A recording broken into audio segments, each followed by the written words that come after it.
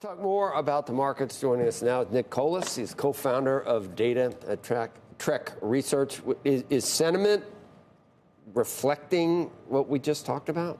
What did you say, Nick? Sentiment in terms of, say, how retail investors feel about the market? How much after the most hated rally in history last year? Yeah. I still don't feel like people are as bullish as we've seen in previous, what would form a top, are they? That's absolutely true. We've just seen money flows turn positive in mutual funds and ETFs in the past couple of weeks. They're still down on the year for U.S. equities. So we're maybe 2 weeks into some kind of interest in the market, but nothing more than that. Looking since the pandemic, I mean, if you could find a way for the market to do what it's supposed to do, and that is confound everyone, we close the economy and the S&P doubles. And all these pandemic beneficiaries take the NASDAQ to new highs. Then we consolidate. How long? For like 2 years. We went down and consolidated, and everyone thought we were going to have to test the lows, which we never did. So where are we now historically? Are we headed to significant all-time highs in the next couple of years, do you think? The short answer is absolutely, in my view. Absolutely. We're in what I call a mid-cycle market. We're not in a recession or close to one, and we're not facing something that's going to be pretty dire. And those broad middle parts of the market, 82 to 89, or the 1990s, or 03 to 07, or 2012 to 2019, these are all long periods of economic expansion and stock market growth. In all those years I just mentioned, there's only one down year. It was 2018, that was down 4%. So we're just starting that phase now. Why in the world would the Fed be cutting interest rates in an environment like that?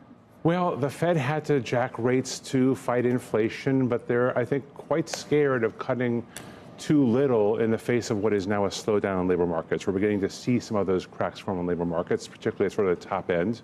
And so they don't want to be blamed for the next recession, particularly going into an election year. That's why Powell pivoted in December to 3 cuts from 2, and that's why they're staying with that messaging now.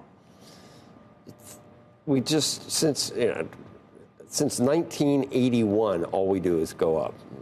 It's really, we haven't had a 10-year period where we went nowhere. But is that never going to happen again? Is that we had close to one, right, from kind of 1997, 98 to 07. On the NASDAQ, maybe. On the S&P, we had 1550 both times, kind of topped out there and then went down. That was financial crisis related? Or that was sort of beginning of dot-com bubble through. We had 1550 both times and then came down to 670, 680 on the S&P twice. Yeah. Aside from that, we've had a pretty good run.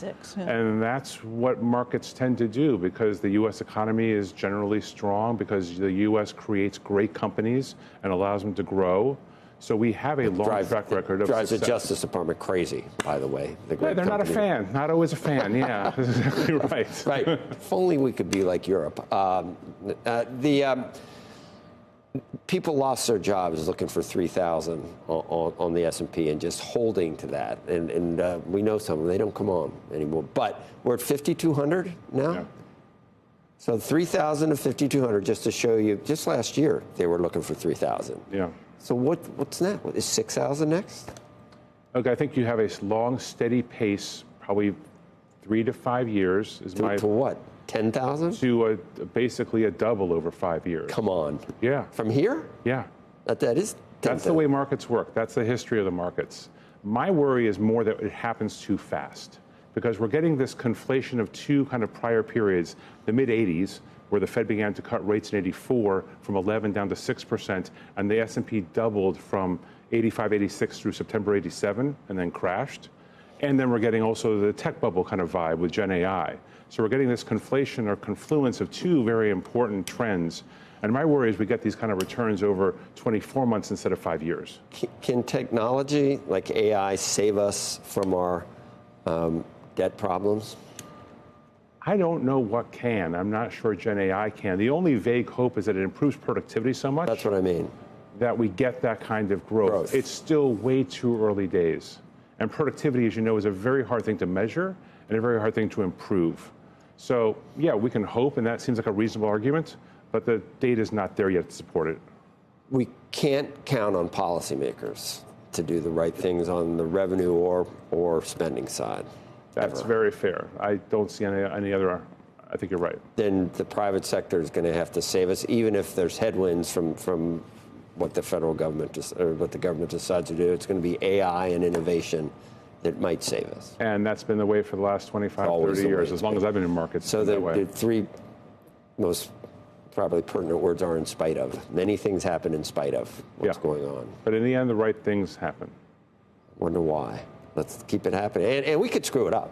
I think that we're trying right now in certain ways. But Nick, thank you. That was enlightening and good for International Happiness Week. I think if we're going to 10,000 on the S&P.